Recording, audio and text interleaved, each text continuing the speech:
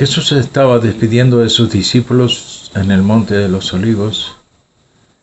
Ya había terminado su misión en la tierra y estaba regresando a su Padre. Y antes de dar la gran comisión,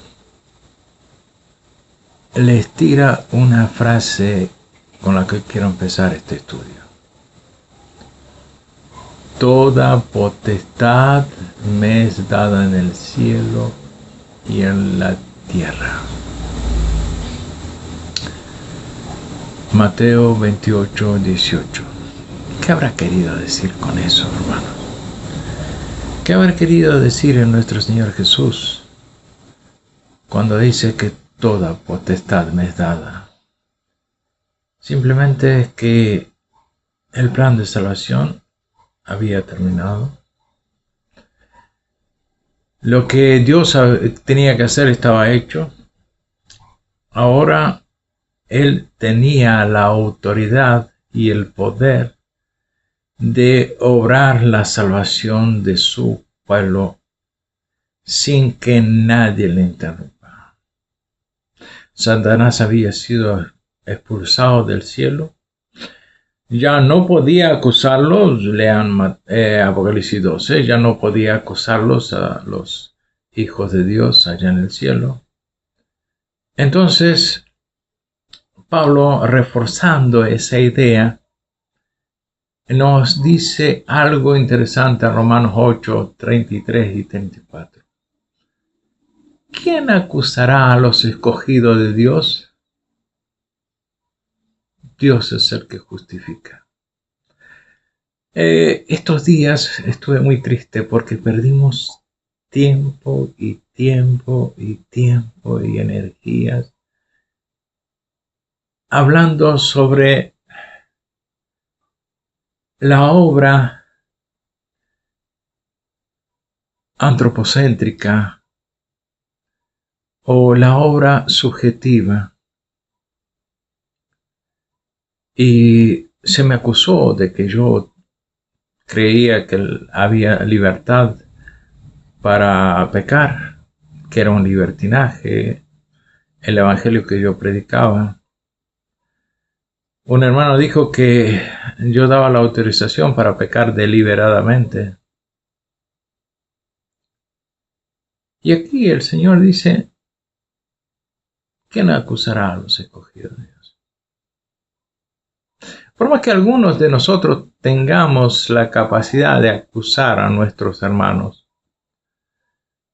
la Biblia dice, Dios es el que justifica. Ahí empieza a actuar el versículo 18 de Mateo, que dice, toda potestad me es dada en el cielo. Si yo te justifico, ¿qué te importa lo que digan los demás? Pero en el versículo 34 dice, ¿por qué Él tiene la capacidad de acallar las acusaciones? ¿Quién es el que condenará? Cristo es el que murió. Más aún, el que también resucitó. El que además está a la diestra de Dios. El que también intercede por nosotros. Aquí directamente Pablo nos dirige con nuestra visión hacia el santuario celestial, hacia el juicio investigador.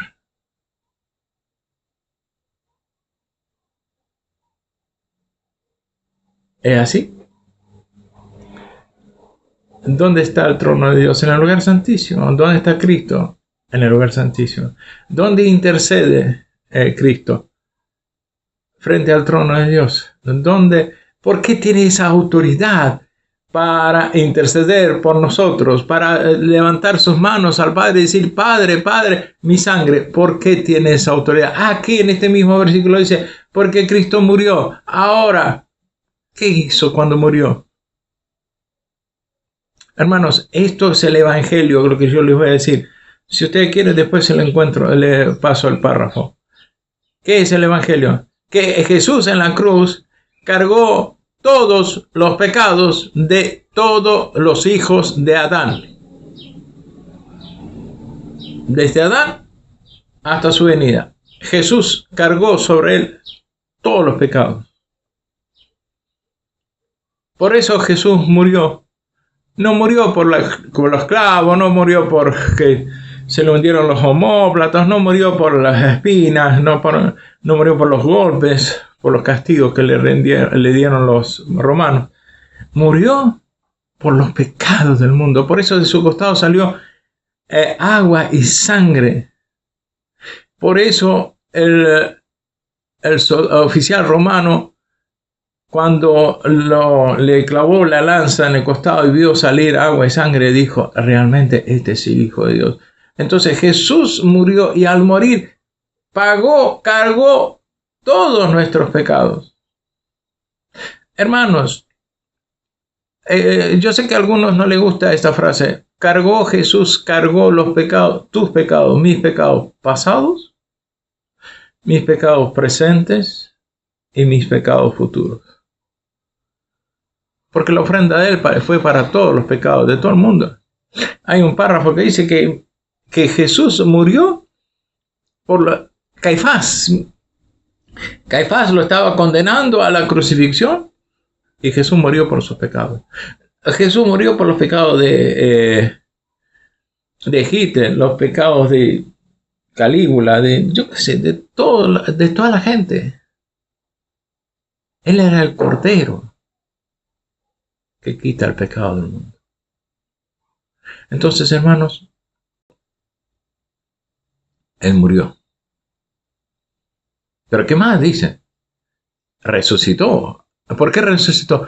Resucitó porque había sido aprobado su sacrificio. Ahora está intercediendo en el santuario. Ahora, hermanos, en ese debate que tuvimos estos días, se habló mucho de la perfección humana, de la santificación humana, de la obra del Espíritu Santo, si llegaremos a ser perfectos, santos en nuestra esfera, en la esfera de Dios. Queridos hermanos, el santuario era un lugar donde se resolvían los pecados. No había obras buenas en el santuario. No había buenas obras en el santuario. No había santidad intrínseca o del hombre en el santuario. No se iba al santuario y decir, wow, qué bello israelita es este. No. En el santuario se anotaban los pecados del mundo. Los pecados del pueblo, sea generales en los sacrificios de la mañana a la tarde, era por toda la nación. Por toda la nación, a la mañana a la tarde, sea los sacrificios particulares. ¿Y cuál era el trabajo que hacía el sumo sacerdote, el sacerdote que oficiaba?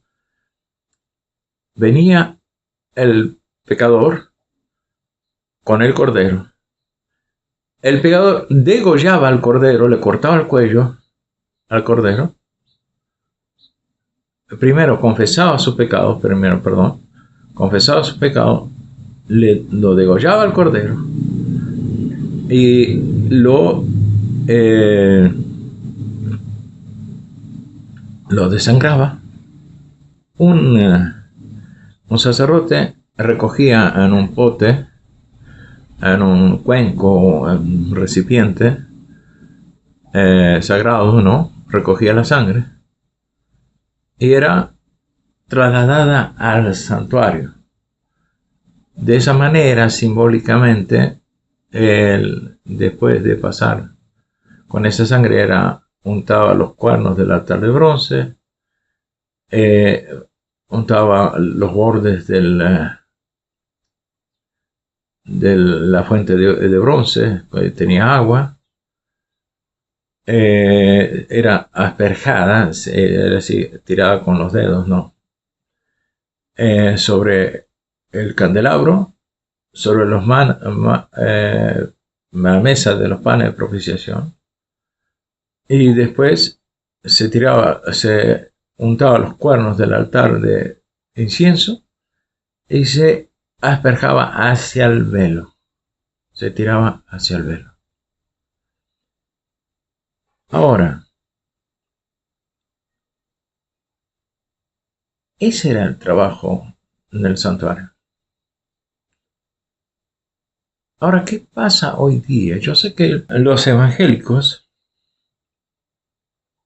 se sienten incómodos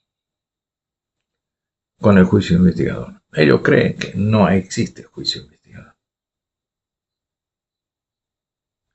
¿Pero qué se resuelve en el juicio investigador? Yo creo en el juicio investigador. Y vamos a hablar sobre el juicio investigador. En el juicio investigador está, o en el cielo está, el libro de la muerte, el libro de la vida, el libro de la memoria del pecado y el libro de la memoria de las buenas obras. ¿Quiénes entraban en el juicio? Dice Conflicto de los Siglos, página 534, que en el juicio investigador solo entraban los que habían profesado ser hijos de Dios. En el día de expiación solo se resolvían los pecados de aquel que había llevado su corderito durante 359 días para transferir sus pecados al santuario. Solo ese pecado era recogido. El que había sido llevado, no era el pecado, no era el pecado no confesado. No iba ahí, hermano. No se recogía ahí. Ahora, entonces, solo en el día de expiación final, los únicos casos que se consideran son los de quienes hayan profesado ser hijos de Dios. Conflicto de los Siglos, página 534. Ahora, ¿cuál es el proceso del juicio investigador? ¿Cuál es el mecanismo? Porque dije que está en el juicio entra el libro de la vida, el libro de la memoria del pecado y el libro de la memoria de las buenas obras. Obviamente se mira si tu nombre está inscrito en el libro de la vida, ¿no? ¿Y qué se hace en el juicio investigador? Se mira las buenas obras y los pecados y se pesa a ver quién pesa más. No, hermano. El libro que se lee primero es el libro del pecado, hermano. ¿Y qué se mira en el libro del pecado? Si hay algún pecado no confesado. ¿Qué quiere decir eso? ¿Cuál es la única manera de ser perdonados los pecados? Es por la sangre de Cristo. No es por hacer penitencia, no es por orar más fervientemente, no es por no comer carne, no es por guardar el sábado, no es por devolver los diezmos. No.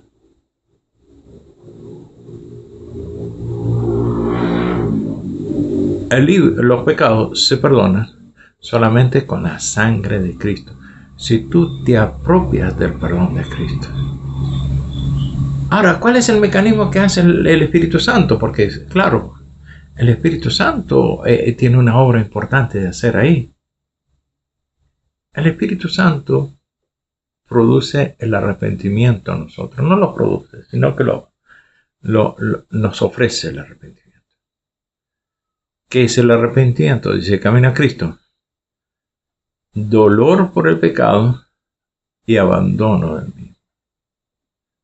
Nosotros no nos duele el pecado porque nos gusta el pecado. Ahora, viene el Espíritu Santo y convence mi alma. Me convence del pecado porque eso es la obra del Espíritu Santo. Y yo acepto y confieso. Y ese dolor es mío. Y ahora abandono. Y ahora en ese pecado se pone al lado de mi nombre. De ese pecado se pone perdonado. Pero yo quiero leerles un parrafito. Sumamente, este se lo voy a leer todo. Dice: habrá nombres que serán aceptados y otros rechazados. En caso de que alguien tenga en los libros de memoria pecados de los cuales no se haya arrepentido, o acuérdense en la obra del Espíritu Santo, y que no haya sido perdonado, su nombre será borrado del libro de la vida, y la mención de sus buenas obras será borrada de los registros de Dios.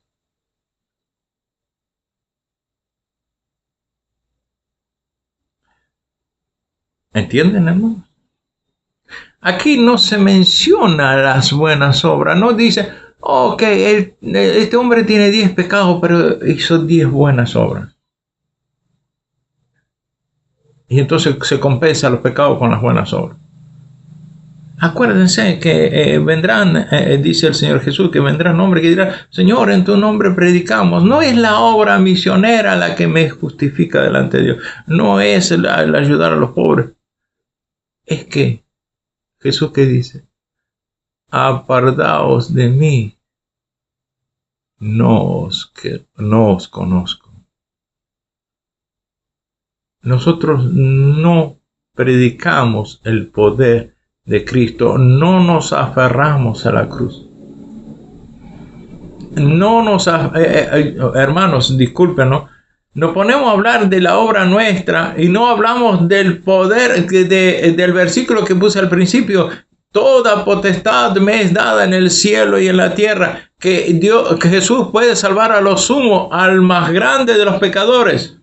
No predicamos eso. Predicamos, lo que yo hago, lo que Dios hizo a mí. Ojo, que el fariseo que estaba con el publicano no decía: ¡ay, qué lindo que soy yo! No, te doy gracias, Dios, porque yo no soy como los otros seres humanos. En vez de exaltar a Cristo, nosotros nos exaltamos a nosotros y perdemos tiempo, y Satanás nos ha confundido nuestros ojos, nuestra mente, que en vez de predicar que Jesús es poderoso, que Jesús puede perdonar todos los pecados, ya los perdonó. Solamente en la cruz en el santuario, tenemos que aceptar ese perdón que Él hizo en la cruz y hacerlo nuestro. Yo siempre digo, los hermanos, ¿cómo es eso? Bueno, muy simple. Yo te digo a ti: mira, te he depositado $1,000,000 en tu cuenta.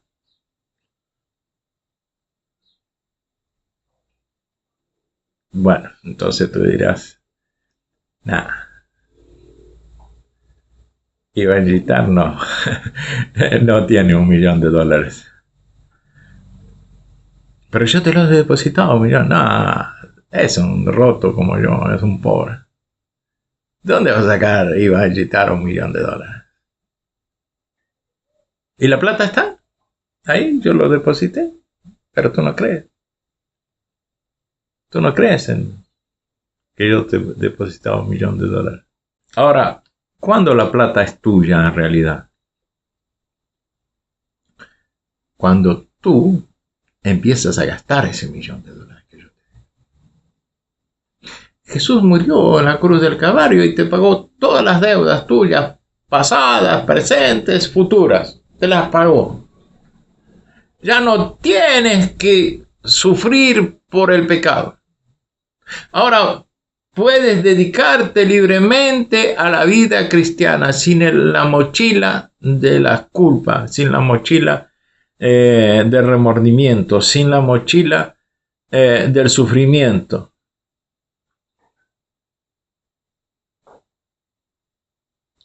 Pero si tú no crees eso, Si tú no crees, no eres perdonado. Hermanos, ahora, ¿qué hace ese hombre perdonado? Ese hombre perdonado tiene una relación de amor con Dios y puede ser capaz de hacer todo lo que sea necesario por Dios. Fíjense en los discípulos. Fueron martirizados, salvo Juan, que murió de viejo. Todos murieron mártires. Todos hicieron una gran obra. Todos predicaron el Evangelio, pero el centro del mensaje no es la obra que el Espíritu Santo hace en mí, la prédica nuestra es lo que hizo Cristo en la cruz por nosotros. Y hacer que la gente crea que Jesús es el Todopoderoso, que Jesús nos salva, que Jesús está en el cielo. Por eso el versículo ese que hemos leído ahí de Romanos 8:35. ¿Quién condenará a los justos? ¿Quién los condenará? Hermanos,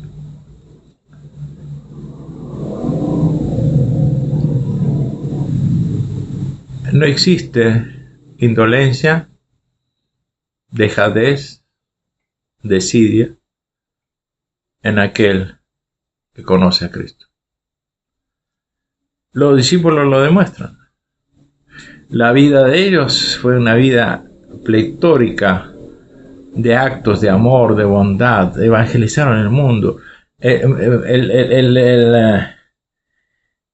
El comentario de un pagano es extraordinario. Dice, aquellos que han trastornado el mundo ahora vienen a trastornarnos a nosotros. Ay, qué extraordinario es. Y nosotros estamos llamados a trastornar este mundo. Nosotros estamos llamados a trastornar ese mundo de nuevamente. Pronto, muy pronto va a venir la lluvia tardía. Pronto, muy pronto va a venir el poder de los altos en el cual el mundo será zarandeado. Habrá una gran cosecha de almas. Pronto, muy pronto, Jesús vendrá en gloria. Él recompensará a todos aquellos que han creído. Que Dios te bendiga en tu fe. Amén.